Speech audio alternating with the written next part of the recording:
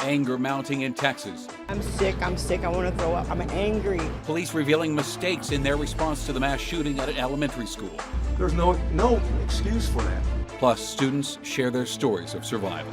The shooter shot through the window and hurting my friend and my teacher. It's a crisis impacting millions of young Americans. It's scary. I try not to think about it too much. College students and graduates racking up nearly $2 trillion in student loan debt. I think I probably have around $60K. Tonight, we're going 360, sharing where Coloradans stand as the president weighs loan forgiveness. And basic economics 101, there's no such thing as a free lunch. Right side O'Connor, 6 seconds, Helms scores! Are you kidding me? So that's where we're going to start tonight, okay? Avs now heading to the Western Conference Finals in very dramatic fashion. Of course, on Wednesday, it was the Blues coming from behind to win. Well, tonight it was the Avs turning the table, scoring the winner with just seconds to go. Nick Rothschild's in the studio now. Nick, what a finish. I just can't stop smiling. I'm it's glad. amazing. It's better than you crying like earlier. Yeah, that was bad. Wave of emotions, right? Darren Helm, great guy too. We'll get into that in a second, but in Game 5, the Avs lost a game they probably should have won. Well, tonight, they win a game they certainly could have lost, but hey, that's hockey, baby. Finger guns. And for me, this was the biggest play of the game, all right? Avs down a goal. Darcy Kemper goes sweeping out of the net to try and block a shot. But here comes Josh Manson into a wide open goal mouth and makes a big time block to keep that a 1-goal deficit. Look at that. Wow. Huge momentum play, giving JT Compher the confidence to flick in the game tying goal, his second goal of the game and first 2 goals of the postseason. Then the game winner from Darren Helm you just saw. It's Helm's first playoff goal in 6 years, and the Avs are on to the Western Conference Finals. Obviously a lot of chatter about the second round for us, and people underestimate how hard it is. There's only 8 teams left in the whole league, so it's definitely a tough hurdle to get over. I thought we outplayed them tonight from the puck drop, and we deserve that win. Whew, lots more to say about this game. We will do that later on in sports.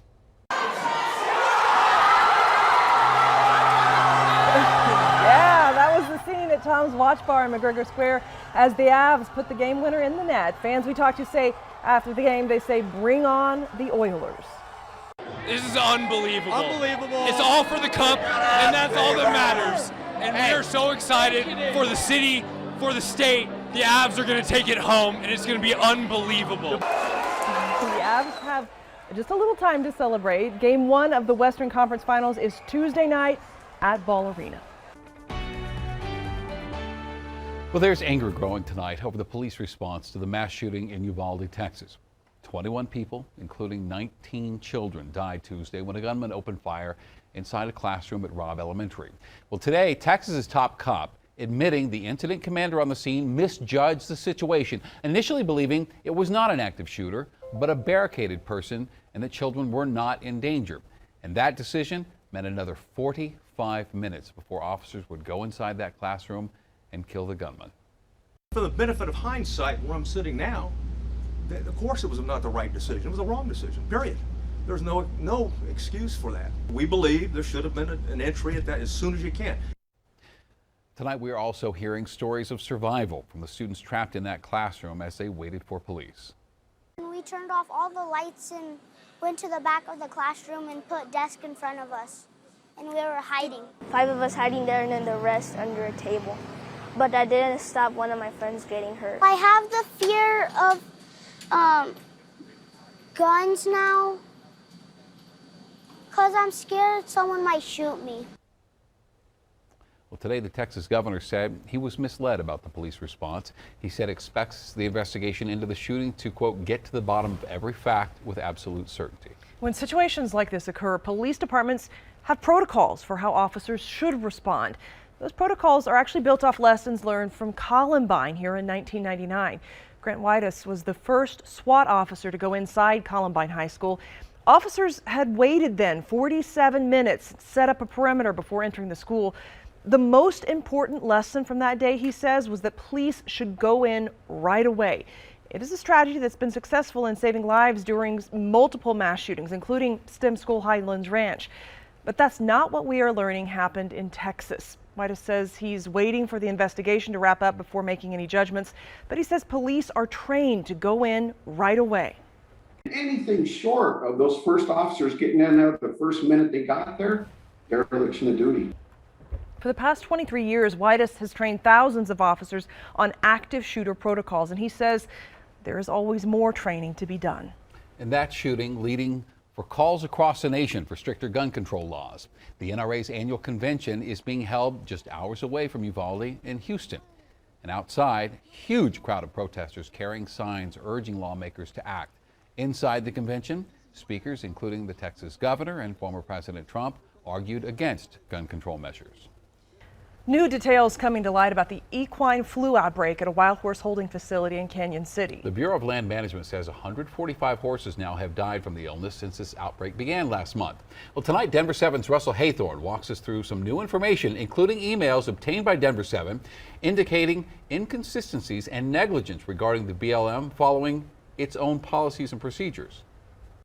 Advocate Terry Hall says she follows all the rules when she adopts wild horses. We went by all their rules. We got the pen. The feds have found the Bureau of Land Management is not following those rules itself. They tell you don't feed them off the ground, get them vaccinated, take care of their feet. They're doing none of that. A new report from the U.S. Department of Ag indicates the BLM failed to vaccinate horses recently rounded up in Colorado, resulting in mass casualties at the holding facility in Canyon City. The report also found the BLM in violation of at least a dozen other policies, and emails obtained by Denver 7 indicate the BLM microchipped the recently rounded up horses but did not vaccinate despite its own policies to do so. Almost impossible to believe that they were not vaccinated on intake. If they don't have enough staff to take care of the horses, one, why are they paying millions to round them up by helicopter instead of increasing their staff? And two, why are they rounding them up when they can't care for them? We have to stop the roundups. The BLM's website says the Canyon City holding facility can house up to 3,000 animals at a time.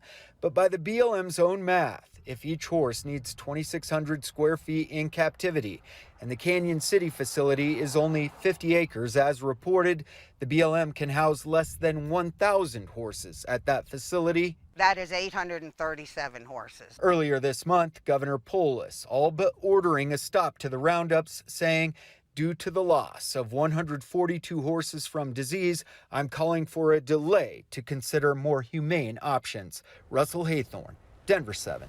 We have a follow-up tonight to a story you first saw on Denver 7. Last night we introduced you to Damon Oswald. He's a student graduating from Destinations Career Academy of Colorado, an online public school. Now Damon, who uses a wheelchair, found out just one day before his graduation ceremony that the stage at the School of Mines is not ADA compliant.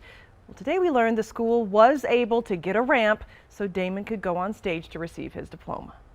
It means to be included and not seen as just my wheelchair, as just like the person inside the chair. The school came together and they made it happen, and it made it, for me, and I hope for Damon, an amazing experience because he got to stand up there and go, we're all moving on. With high school on the books, Damon's new focus is on becoming a teacher. Congratulations and good luck, Damon. Temperatures heating up quickly tomorrow morning as you head out the door, but we have some big changes on the way this holiday weekend. I'll have your complete forecast. Student loans leaving millions of Americans in crushing debt. There's individuals behind every, college price tag. Next, we're going 360 on this growing crisis as students and graduates wait to find out if their federal loans will be forgiven. That would be such a huge weight off my shoulders.